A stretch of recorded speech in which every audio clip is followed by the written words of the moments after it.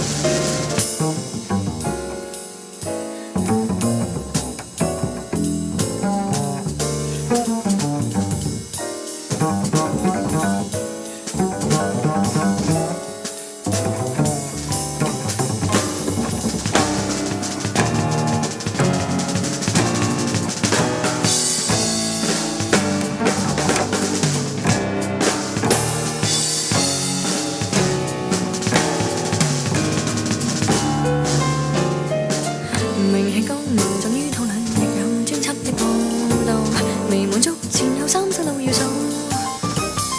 智慧的理由，媽媽的訴求，全部責任一概要追究。種種的理由，掌上的缺口，越妙人越拍手。誰在意他專不專心？工作只想知他揮不揮霍。闊太蟹的一不小心，背後已不難定落。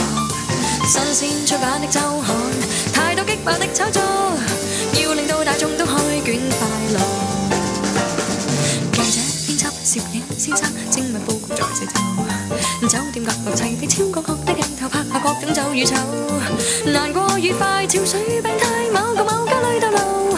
20個食腦的高手，揭露各樣角色錯漏，致力要大眾睇通睇透。他專不專心工作，他甘於揮不揮霍，他演不演出主角，每樣也是眾人娛樂。新鮮出版的週刊，太多激爆的炒作，要令各位天天開卷快樂。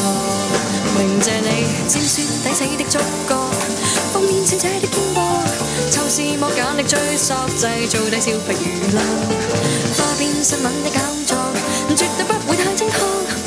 要是你肯花錢當作有點消遣，切勿以太高深尺度量度。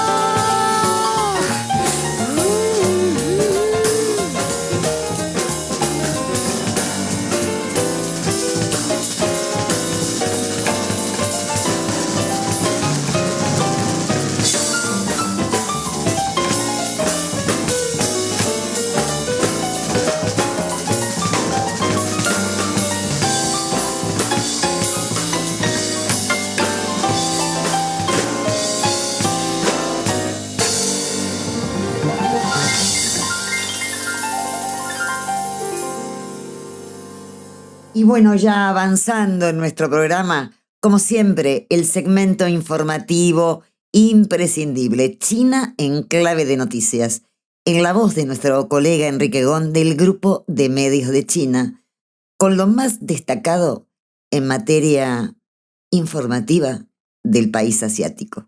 Lo escuchamos y así lo presentamos. China en clave de noticias. Los principales títulos de la semana. Hola amigos de Clave China, ¿cómo están? Están escuchando China en clave de noticias. El secretario general del Comité Central del Partido Comunista de China y presidente de China, Xi Jinping, se ha reunido en Beijing con el secretario general del Comité Central del Partido Revolucionario Popular de Laos y presidente del país, Tholon Sisoulith. Tras señalar que China siempre ha considerado a Laos una prioridad en su diplomacia de vecindad, Xi afirmó que China está dispuesta a colaborar con ese país para lograr un nuevo avance en las relaciones bilaterales y construir una comunidad China-Laos de futuro compartido para todas las circunstancias en la nueva era. Laos está plenamente de acuerdo con China y apoya la elevación de los lazos bilaterales y está dispuesto a colaborar con China para consolidar la confianza política mutua de alto nivel, afirmó a su vez el líder de este país. El ministro de Relaciones Exteriores de China, Wang Yi, se reunió con su homólogo brasileño, Mauro Vieira, en marco del quinto diálogo estratégico integral a nivel de ministros de Relaciones Exteriores entre China y Brasil, celebrado en Beijing. China afirma que ha prohibido la entrada al país a varios legisladores neozelandeses tras su visita a la región china de Taiwán.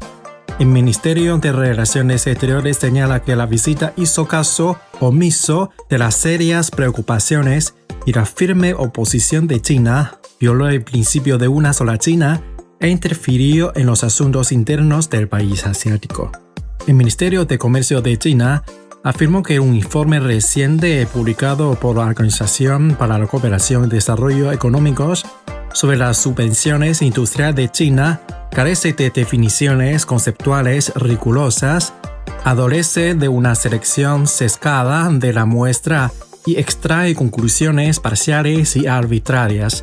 El informe atribuye al aumento de la cuota de mercado mundial de las empresas chinas exclusivamente a las subvenciones gubernamentales, pasando por alto por completo sus auténticas ventajas esenciales en ámbitos como las economías de escala, la eficiencia productiva y la modernización tecnológica, sostuvo una portavoz del Ministerio de Comercio de China.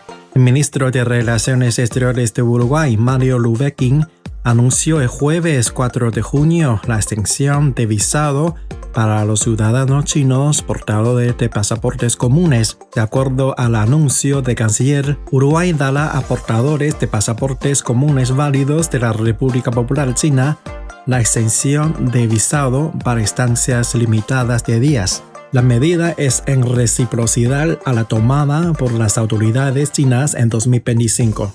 En el marco del Diálogo Global de Alcaldes Beijing en 2026, jefes municipales de diversos países hispanohablantes se encuentran participando en una serie de intervenciones temáticas en las que compartieron sus visiones sobre el desarrollo urbano y la innovación. En el encuentro, los alcaldes profundizaron la cooperación entre ciudades a través de un diálogo centrado en la innovación tecnológica y la integración de turismo cultural. Asimismo, analizaron nuevas oportunidades e enfoques para promover un crecimiento urbano más coordinado y sostenible. A partir del viernes 5 de junio, China reduce los precios al por menor de la gasolina y el diésel. Según anuncia la Comisión Nacional de Desarrollo y Reforma, el principal organismo de planificación económica del país, se trata de la segunda rebaja de los precios internos de la gasolina y el diésel en lo que va del año. Amigos, así concluimos esta edición de China en Clave de Noticias. Soy Enrique Con, hasta la próxima. Clave China.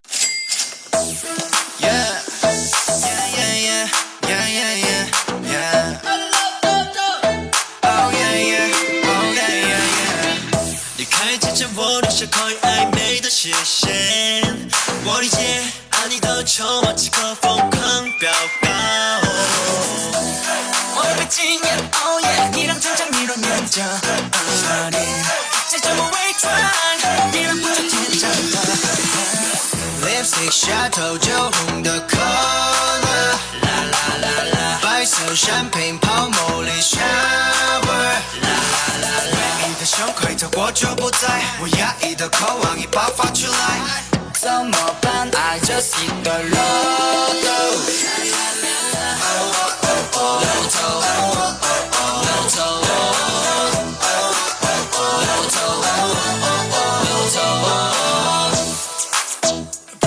你会委屈的我想起你放手头就不到前步，不再在乎舆论笑着 popcorn 盯着我们三拍摄的节目。Oh baby， 从远方传递来的声音 ，No way， No way， 手相守吧 ，Oh yeah， 你手里手 ，Oh yeah， 所有一切将重新翻转，如空气有燃点，我要笑点银色心眼。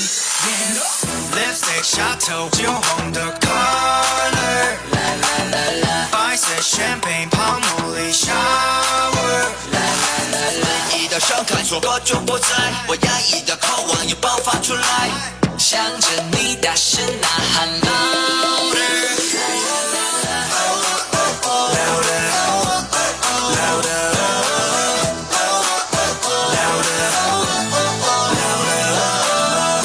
每秒瞬间简简单单 We going crazy my lucky lady， 你已经被历史记载，到现在你心还够爱，要付出的还有更多， I don't need no money， 你是我的路途，想要我放弃你为时已晚，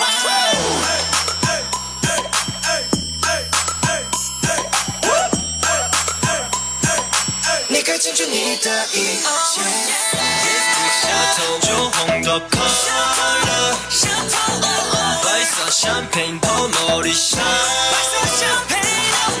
你的伤感错过就不在，我压抑的渴望你爆发出来，没什么爱 just hit the lotto。Como se los anticipé en la apertura, tenemos el honor de recibir y entrevistar hoy a la querida escritora, poetisa investigadora y gran referente de la literatura argentina, la doctora María Rosa Lojo. Ha publicado novelas, cuentos, poemas, ensayos, muchos de ellos traducidos en varios idiomas y que han tenido gran éxito en países que uno no sospecharía que pudiera haber afinidad con el perfil literario de los escritores argentinos respecto a otras culturas, como por ejemplo, la vamos a escuchar, Bulgaria. Son tantos los premios nacionales e internacionales que omitiré mencionarlos, discúlpame María Rosa. Pero debo decir que hoy tenerte aquí es tener a una invitada de lujo. Les propongo que compartamos el diálogo que mantuvimos y sin más preámbulos, lo dejamos con esta protagonista, sí digo, de lujo, en este diálogo que mantuvimos desde Clave China. Clave China. Bienvenida, María Rosa. Muchas gracias. Tenerte aquí en Clave China es un lujo. Yo estuve hablando de vos recién, hace unos segundos, pero vamos a decirle a la audiencia que estamos con una autora argentina, hija de gallegos, algo que... Mamá madrileña y papá gallego, pero los dos españoles. Los dos españoles, bueno, con muchísimos premios nacionales e internacionales. Sos novelista, cuentista, poeta, y tus obras han sido traducidas, entiendo, a varios idiomas. Sí. Tenés un montón de distinciones internacionales que yo las enumeré recientemente, así que tenerte aquí y haberte conocido en oportunidad de un seminario al que Clave China asistió, donde se abordaban los vínculos o las contradicciones que puede haber entre la cultura oriental y occidental. Vos tuviste una intervención muy simpática, porque a mí me llamó la atención que hubieras tomado el murciélago, Sí. que es un animalito que a nosotros rechazamos. No sé si es algo característico de la cultura occidental, por lo menos en general las personas que conozco le tenemos un poco de miedo y rechazo al murciélago. Pensemos en Drácula, ¿no? Claro. Cómo quedó asociado al vampiro el horror, lo siniestro, también lo fascinante, ¿no? Pero en China tiene otro sentido que a mí me sorprendió descubrir. Sí, y quiero que eso que dijiste en el seminario lo puedas compartir con la audiencia de Clave China. ¿Qué pasa con los murciélagos en China? Bueno, por lo que me explicaron, los murciélagos están asociados a la felicidad y a la buena fortuna. Por eso escribí un poema que se llama La felicidad de los murciélagos. Tal vez lo más gráfico sea leer algunos versos del poema. ¿Cómo empieza? En el país de la China, los murciélagos son amados por los humanos. Nadie les teme. Los artistas admiran su vuelo nocturno recortado contra la cara de la luna. Las manos se obstinan en grabar su paso fugaz en jarrones, en mosaicos, en pantallas, en muros. Los murciélagos traen la luna a la tierra, lo lejano a lo inmediato, la dicha a la desdicha. Curan, alegran, alientan, ilusionan. Cuando se entra en los antiguos jardines de Yuyuan se pisan murciélagos, hechos de piedras pequeñas y de colores desvaídos, y los viajeros salen con una buenaventura de 5 siglos adherida a la suela de sus zapatos. El nombre murciélago se pronuncia con la sílaba de la felicidad, que promete las 5 bendiciones de la vida. Pero nadie sabe si son ellos mismos felices. Dicen que los mamíferos y los pájaros los desprecian por igual y que no tienen lugar en el cielo ni en la tierra. Aunque son bienvenidos en las casas, hacen su nido en la frontera de las especies. Cuelgan de un borde, apátridas, inquietos. Escuchan todo el dolor del mundo con sus oídos de radar, sensibles al quejido de las noches en vela. Las almas en pena tropiezan con ellos en su camino extraviado. A veces los buscan, vengativas. Les reprochan que no hayan llevado a su puerta la buena fortuna. Los culpan de sus miserias. No es la primera vez que me ocupo de murciélagos o de vampiros. Yo tengo un poema muy anterior a esto que se llama Fragilidad de los vampiros y que los evoca de una manera que no es frecuente en Occidente. Por eso me sentí muy sorprendida y tocada por el significado de los murciélagos, que tenía en parte que ver con una asociación personal. Y la poeta china Zhao Zi también se sorprendió por ese poema y fue uno de los primeros textos míos que ella tradujo a partir de su versión en inglés. Porque con Zhao Zi nos conocimos en el extranjero, nos conocimos en un lugar distinto para las dos, que era Canadá, en un festival. Sí, así fue. Decime, ¿qué es lo que compartiste con Zhao Zi aquí en Argentina? Me pareció un dato que no sé, ratifícamelo. Primero estuve yo en China, invitada a un festival poético que se hizo en homenaje al gran poeta de la dinastía Tang, Shen Xiang, que fue una experiencia fabulosa para mí, y Zhao Zi estaba en la organización, así que debido a su invitación fui a China y descubrí muchísimas cosas que realmente me parecieron inéditas, que fue una verdadera experiencia de aprendizaje y de disfrute. Y después Zhao Zi estuvo en la Argentina presentando una antología suya titulada Otra vez ayer. Ajá. En esta antología también tuve una colaboración porque, bueno, si bien yo no conozco el chino, así como ella no conoce el castellano, me pidió especialmente que tradujera algunos poemas que estaban muy bien volcados al inglés. El inglés sí lo manejo y pude hacer esa traducción. Y bueno, fuimos dos poetas los que supervisamos ese libro. Por un lado en España, Juan Carlos Mestre, y en Argentina yo. Y también Juan Carlos y su esposa Alexandra Domínguez, que es poeta y pintora. Los dos son poetas y pintores, son realmente una pareja de artistas integrales, ¿no? Estuvimos asociados con mucha alegría en la traducción de este libro, de esta poeta tan original, que combina tradiciones, combina la tradición china antigua con los mitos occidentales. Uh-huh. Y con la actualidad contemporánea. Así que, bueno, son textos complejos, llenos de imágenes, muy potentes, que a mí me produjo un gran gusto abordar y colaborar a traducirlos. Y tenés, tengo entendido, un proyecto que ella va a llevar adelante, que incluye parte de tu obra. Claro, porque yo recibí en 2021, en realidad la medalla la recibí materialmente en 2022, en Argentina, en la Feria del Libro. Recibí la medalla Homero, que es un galardón que otorga un comité internacional compuesto por poetas de Oriente y de Occidente, poetas y académicos. Zhao Zi formaba parte de ese comité, presidido por el poeta polaco Dariusz Lebioda, y hay personas de todos lados del mundo. Y la idea de esta asociación, que se puede buscar en homermedal.org, ahí están todos los poetas y artistas que fueron distinguidos con esa medalla. La idea es justamente unir mundos, vincular poéticas de diferentes lugares del globo. Y darlos a conocer por parte de Zhao Zi, esto en China, a través de una antología de cada poeta que se publica en una serie especial, la serie de los premiados con la medalla Homero, Homer Medal Laureate Series, que ahora probablemente cambie de editor y se va a publicar directamente en Beijing.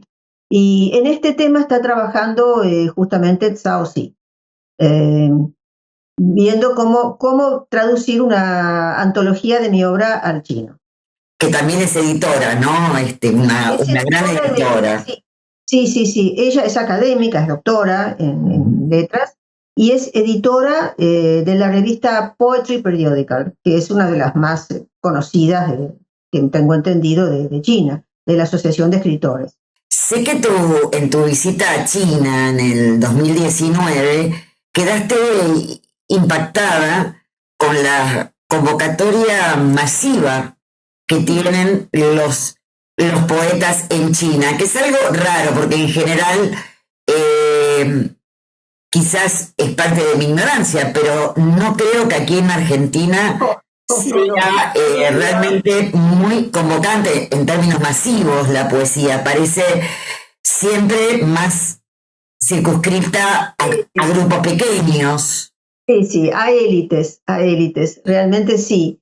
No, es que en China, bueno, empecemos también por señalar, por supuesto, que China es un país con una enorme densidad demográfica. Entonces, las ciudades que para nosotros serían grandes, para ellos son ciudades más bien pequeñas. O sea, el festival del poeta Chen Xiang, que se hizo, este festival de las 10.000 personas, se hizo en el condado de Zhejiang, y donde está en la zona montañosa, y están las terrazas, creo que se llaman terrazas de lectura, donde él se retiraba para leer y escribir poesía. Es un lugar muy bonito donde leímos también poemas, textos, los invitados. Pero después hubo una celebración pública en la plaza, donde asistió muchísima gente, pero desde niños de las escuelas a público general, todas las autoridades. Se hizo realmente un acto de una solemnidad y una convocatoria enorme, y se entregaron premios especiales, eso en otro momento, era parte del festival también, en un teatro muy, muy importante. Ese homenaje a un poeta, yo no lo he visto jamás en Argentina, que se reúna tantísima gente, y en ningún acto escolar, no existe eso. A lo sumo cantamos el himno nacional en el acto o el himno a Sarmiento por el Día del Maestro. Exactamente. Ahí se acabó. Jamás he visto a todas las fuerzas vivas de un lugar reunirse para homenajear a un gran poeta. Así que realmente a tener en consideración, a ver si logramos replicar algo así en nuestro país. También vi en Brasil, algo que me llamó la atención, que muchas calles en una ciudad como Sao Paulo tienen nombres de poetas. Exactamente. No tenemos eso, no. No, nuestros edificios públicos, plazas, calles, tienen nombres en general de políticos y militares. Exactamente. Salvo alguna zona de Puerto Madero donde he visto, bueno, hay nombres, están los nombres de las madres de Plaza de Mayo, hay otros, digamos, bueno, pero en general es cierto, son nombres de militares y personalidades políticas o nombres de gente que uno no conoce, que tiene que ir a internet y googlear a ver quiénes son, en algunos casos. María Rosa, se dice que hay un consumo importante de literatura latinoamericana en general en China. Esto es así, digamos, pensando en que son culturas bastante distantes, no solo geográficamente. Digo, ¿a qué se debe esto? Si esto fuera así realmente. Bueno, a ver, yo tengo entendido que hay un consumo, sí, pero de los autores más clásicos y conocidos. Borges, sin duda, es una figura internacional que ha llegado a China, y algunos otros autores que podemos considerar clásicos. Cortázar también es un autor traducido, pero no es un consumo de toda la producción latinoamericana por igual. También cuesta entrar en China para ser traducido, ¿no? Por lo menos lo que yo tengo entendido a partir de libreros y editores de allá que conozco.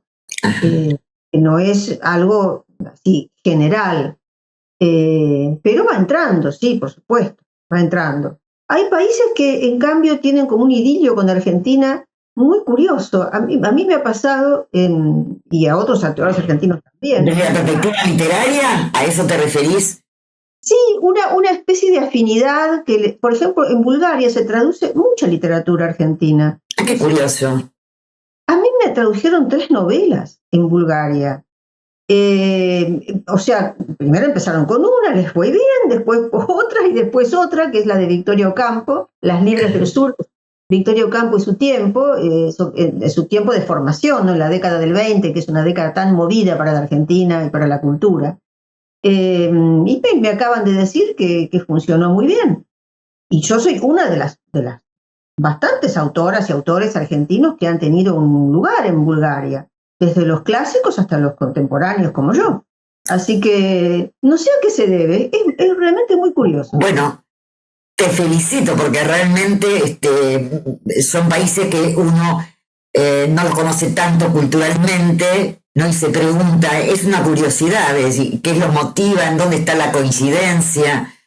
Yo nunca estuve, me gustaría ir a ver si puedo materializar un viaje a Bulgaria y Sí. conocerlo, ¿no? ¿Qué fibra cultural habrás movido, María Rosa, con tus novelas? Y algo habrá sucedido, pero evidentemente tenemos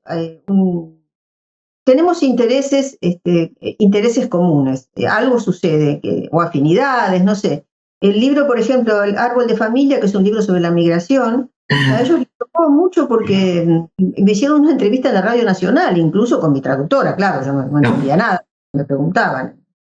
Obvio. Pero sí, fue así, curioso. En China todavía yo no he logrado, o sea, está esta antología en trámite y poemas que se han publicado en Poetry Periodical. Lo valoro muchísimo, eso es una gran revista. Pero no he publicado todavía libros. Ojalá en el futuro suceda. Ojalá, porque realmente tu sensibilidad, yo te escuchaba cuando describías los paisajes por donde ibas transitando, calles, parques en China. Me parece que podés encontrar un camino común, ¿no? De esa mirada y esa sensibilidad tan delicada que tienen los chinos a la hora de describir su propia naturaleza, su cultura, ese sincretismo entre lo tradicional y lo moderno, que no han perdido. Realmente a mí me gustó tu intervención del otro día, por eso te invité al programa para poder compartir con quienes nos escuchan que hay escritores que deberían ser más masivos y cuando se hacen actividades, que esas actividades puedan ser difundidas con una mayor convocatoria, porque realmente yo creo que estamos viviendo en un mundo tan violento, en donde hoy la escritura, la literatura, el arte en general es una linda manera de sublimar la creatividad y bueno, poder uno sensibilizarse más, ¿no? Respecto al mundo que queremos y resaltar las partes más bellas de este mundo. Ojalá se vuelva una costumbre. A mí me parece algo precioso visitar esos jardines chinos donde se sentaba la gente al lado de un estanque y leían poemas o, bueno, tenían un esparcimiento, pero la lectura de poemas ocupaba un lugar especial en las vidas cotidianas, ¿no? De los intelectuales y de la gente que se dedicaba a la escritura. En Argentina tenemos esos espacios, pero claro, no son espacios demasiado difundidos, es lo que decís, no es que no haya, hay lecturas de poesía, lecturas de literatura, de narrativa también, pero no tienen un alcance demasiado impactante y además estamos en el mundo de las redes sociales, donde a veces circula poesía también, pero todo es muy rápido, todo es demasiado veloz y llega un momento que estamos saturados de información y saltamos de una cosa a la otra sin llegar a degustar ni a apreciar realmente lo que estamos recibiendo. ¿Y cómo te impacta a vos como escritora esta alteración del tiempo que se ha dado, donde uno vive o percibe una velocidad distinta? Son muchos cambios en poco tiempo. ¿Eso afecta la sensibilidad de un escritor? Yo creo que afecta mucho la vida cotidiana. Estamos pendientes continuamente de la información que nos llega y de la que nosotros tenemos que dar también. Todo el tiempo de intercambio, preguntas y respuestas, se ha acelerado una barbaridad. O sea, te mandan un mensaje, se espera que uno responda de inmediato o casi de inmediato, cuando antes una comunicación normal, por ejemplo internacional, tardaba 15 días por lo menos. No sé si era un mundo mejor o peor, pero era un mundo más lento, menos sobresaltado. Y de todas formas yo creo que hay mecanismos defensivos porque noto que la gente, y yo misma a veces, estamos dejando de contestar de inmediato, porque no podemos, sencillamente no podemos, no nos da la vida. Entonces, yo lo siento porque he sido siempre una persona muy atenta y he tratado siempre de no defraudar, de responder y todo, pero bueno, a veces literalmente no puedo. Noto que se me pasan las comunicaciones, lo que no llegué a contestar en el día, incluso es un problema porque puedo llegar a olvidármelo. Por supuesto, comunicaciones de trabajo, de cosas que tengo que entregar, eso trato siempre de estar actualizada. Y si no son urgentes, bueno, calculo que la persona que las mandó me volverá a escribir, así como, bueno, yo también, a veces me pasa lo mismo con otras personas, que noto que no me contestan, digo, bueno, no habrá podido, se le habrá pasado, insisto, otra vez. Pero estamos en un ritmo realmente muy agotador. Es que nos pasa a todos, ¿no? La sobrecarga informativa es autocensurante. Y no solamente porque uno no responda a tiempo, sino que una cosa es tener información y otra cosa es comprender qué es lo que te están diciendo, digamos. Hay una velocidad, una yuxtaposición de dimensiones diferentes que a veces se confunden y realmente te paralizan, ¿no? Es cierto, el tiempo cambió. Sí me interesaba saber cómo afecta a un escritor, porque uno supone que hay primero como un estado contemplativo desde el pensamiento, desde lo visual, desde las sensibilidades, y estas velocidades son contradictorias con esos tiempos que uno debe procesar lo que quiere decir, lo que quiere escribir, ¿no? Y ni te digo del tiempo del aprendizaje. Yo pienso, bueno, que en nuestra generación tenía que hacer resúmenes, hacerlos artesanalmente uno, no pedirle a la inteligencia artificial que te resuma algo, sino hacerlo realmente para poder aprender, y además se argumentaba. Una de las estrategias fundamentales que se aprendían era el razonamiento y la argumentación. Y las redes sociales lo que promueven es la brevedad, pero no la brevedad sintética, sino el golpe instantáneo, el contenido muy cortos, que no permiten eso, el desarrollo argumentativo. Son más bien lanzados como consignas, que golpean, no incitan al pensamiento. Eso sí lo veo como algo realmente serio. Sí. Para la vida mental de las generaciones actuales y de las futuras. ¿Sí? Así es. Estamos en ese tipo de comunicación, que en realidad tampoco es comunicación, porque es un golpeteo, que no espera tampoco espera una respuesta argumentada. A lo sumo, un like. Eso es la única respuesta que en general se espera. Es un pensamiento turbero.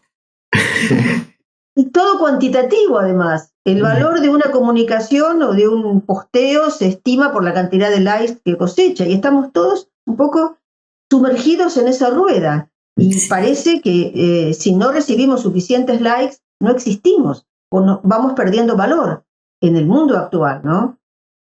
Eso me parece terrible. Y bueno, jamás puede reemplazar una comunicación real, persona a persona. Exactamente. María Rosa, contame si tenés, estás trabajando algún proyecto nuevo, y con esto vamos a cerrar la entrevista.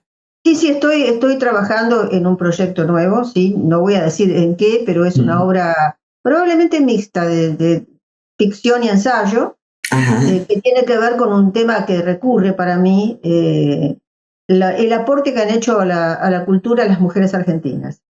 Ah, qué interesante. No tan conocidos, que creo que hay que destacar. Y bueno, también siempre escribo para la prensa, me gusta mucho el periodismo cultural.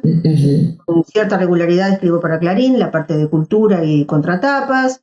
También doy cursos, ahora estoy terminando de dar un curso sobre ficción histórica para la Escuela Creativa Orsay, que es un proyecto muy bueno, la escuela en sí, ¿no? Es un muy lindo proyecto. Y estoy comprometida con la vida universitaria y académica, eso lo sigo siempre, es otra vocación también muy fuerte para mí. Estoy en la Academia Nacional de Ciencias, donde hay que hacer aportes periódicamente. Bueno. Vivo ocupada. Vivís ocupada y te agradezco este tiempo que compartiste acá en el programa con nosotros, con la audiencia, y vuelvo a repetirte, realmente me alegra que hayas aceptado la entrevista, porque tenerte aquí es un lujo y no es menor. María Rosa es una de las grandes escritoras argentinas, y realmente te vuelvo a felicitar por lo que hiciste ya y por lo que vendrá, que me imagino que me avisarás cuando salga. Sí, por supuesto. Que me avisarás.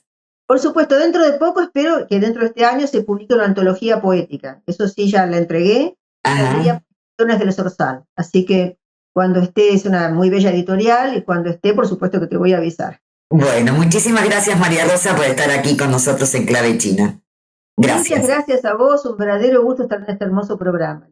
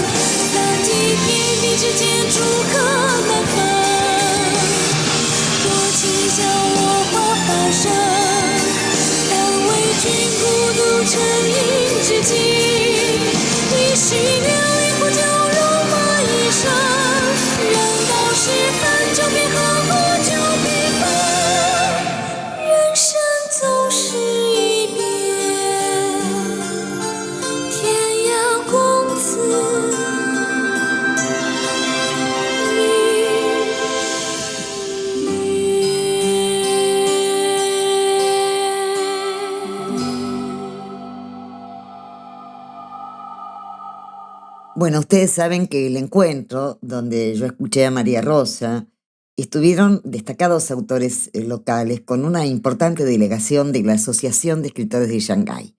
Esto dejó en claro este encuentro que la relación cultural entre Argentina y China ya no se basa en clichés, sino en una hibridación real donde ambas matrices dialogan de igual a igual. La literatura opera como un borde o frontera donde ambas matrices culturales entran en tensión y se resignifican mutuamente.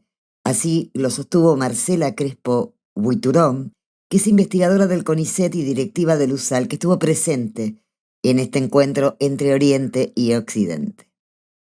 Y nos vamos como también se dijo en el encuentro, cuya nota completa la pueden leer en nuestro portal www.clavechinanoticias.com. ¿Qué se dijo? Que los escritores, los poetas, son héroes culturales. La verdad que sí. Si son capaces de romper esta velocidad y los sinsentidos de la época que atravesamos y poner un poquito en pausa en la vida, coincido con su condición de héroes. Nos vamos. Hasta la semana que viene.